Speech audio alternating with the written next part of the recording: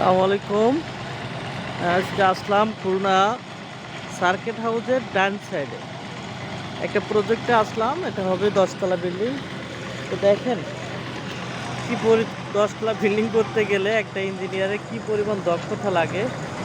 প্রথমত এই ট্যাঙ্কি করছে, এখান থেকে পানি আসবে, কাদা পানি, এটা হচ্ছে আরেক গাড়িতে চলে যাবে। এটা হলো পরিষ্কার পানি। কি পরিমাণ খরচ করে দেখেন। এই প্রজেক্টটা হচ্ছে শ্রমিকরা কাজ করছে, ঠিক আছে। দেখেন এইগুলো মাটির ভিতরে ঢুকতেছে। কলম সিস্টেম হবে, আগে কলমের সিস্টেম করবে। এ হচ্ছে কন্ট্রাক্টর সাহেব, আমরা তার পাশে যাচ্ছি। খুব ভালো একজন কন্ট্রাক্টর।